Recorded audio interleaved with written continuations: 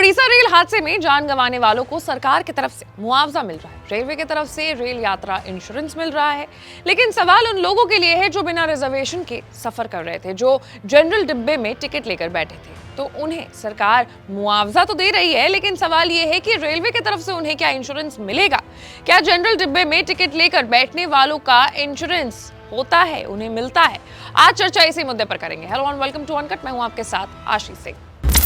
तो सबसे पहले खबर क्या है वो जान लेते हैं। देखिए, रेलवे या प्लेन में सफर करने के लिए आप जब टिकट ले रहे होते हैं तो यात्री के पास यात्रा बीमा लेना या फिर न लेने का ऑप्शन होता है। रेलवे में बीमा 35 पैसे का होता है और यदि अगर आप हवाई यात्रा कर रहे हैं तो ये बीमा 100 से 200 रुपए तक का होता है। इसे अवेल करने पर आपकी यात्रा सुरक्षित हो जाती है। सुरक्षित यानी यात्रा के दौरान अगर आपके साथ कुछ भी होता है तो वो इस बीमा के अंदर कवर हो जाता है। जैसे सामान का खो जाना, जान माल की क्षति भी इसमें आती है। अगर टिकट बुक करते समय आप ये ट्रैवल इंश्योरेंस लेते हैं तो हादसे में जान गंवाने के बाद आपके परिजनों को इंश्योरेंस कंपनी की तरफ से 10 लाख रुपए का मुआवजा मिलता है। दरअसल इस पर IRCTC की वेबसाइट बताती है कि ट्रेन दुर्घटना के धारा 123, 124 और 124A के तहत इस ट्रैवल इंश्योरेंस को रखा गया है और रेलवे अधिनियम 1989 के अनुसार इसकी एलिजिबिलिटी डिटरमाइन की गई है।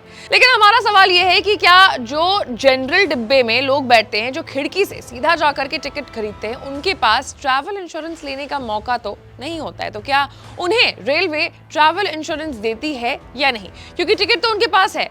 अब इस सवाल को जानने के लिए हमने मिनिस्ट्री ऑफ रेलवेज के प्रेस इंफॉर्मेशन को पढ़ा तो उसमें साफ और सीधे सीधे शब्दों में ये लिखा है कि the insurance scheme is available to passengers of all reserved classes like sleeper class, AC2, AC3 and AC1 of all trains except passenger trains and suburb trains for only tickets booked online on the IRCTC websites. Passengers booking reserved tickets through the manual operated railway reservations counters and those travelling on unreserved tickets are not entitled to avail of this insurance scheme. जिसका ये मतलब है साफ तौर पर कि अगर आप IRCTC पोर्टल से sleeper class, first AC, second AC, third AC के लिए टिकट लेते हैं तो आपको ट्रैवल इंश्योरेंस मिलेगा अगर आप उसको अवेल करते हैं। लेकिन अगर आप सीधे स्टेशन से जाकर के टिकट ले रहे हैं तो ट्रैवल इंश्योरेंस आपके लिए बिल्कुल भी नहीं है। अब उड़ीसा रेल हादसे में जिन लोगों ने IRCTC पोर्टल से टिकट बुक किया था और इंश्योरेंस अवेल किया था, उन्हें पैसे मिलेंगे रेलवे की तरफ से, लेकिन बाकी लोगों को सिर्फ मुआवजे का पैसा मिलेगा। लेकिन अब ट्रैवल इंश्योरेंस पाने के लिए भी जरूरत के कुछ शर्त हैं। उन्हें पूरा करने वालों को ही ये इंश्योरेंस मिलता है। पहली शर्त तो ये कि आपको IRCTC पोर्टल से जाकर के टिकट बुक करनी होगी और दूसरी ये कि ट्रैवल इंश्योरेंस की ये जो सुरक्षा है वो सिर्फ CNF यानी कंफर्म्ड और RAC यानी रिजर्वेशन अगेंस्ट कैंसिलेशन वाले लोगों को ही मिलती है।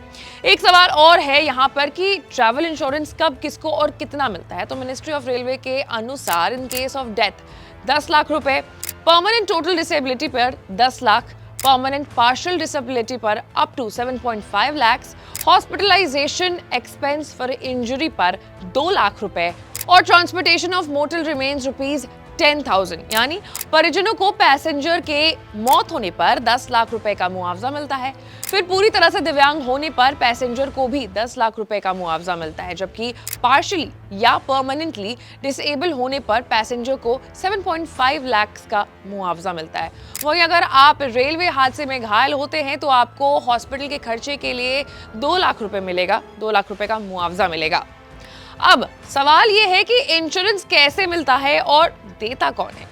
तो मिनिस्ट्री ऑफ रेलवेज के अनुसार मिनिस्ट्री की एग्रीमेंट 3 इंश्योरेंस कंपनी से है, जो है Shriram general insurance company limited, ICICI Lombard general insurance company limited और royal Sundaram general insurance company limited. Insurance मिलने की बात अगर करें तो पीड़ित या फिर उसके नॉमिनी को या कानूनी वारिस को क्लेम फॉर्म के मुताबिक लिखित में इंश्योरेंस कंपनी के नजदीकी कार्यालय में क्लेम के लिए आवेदन देना होगा। यह आवेदन हादसे वाले दिन से 4 महीने के अंदर होने चाहिए, क्योंकि उसके बाद वो वैलिड नहीं होता है।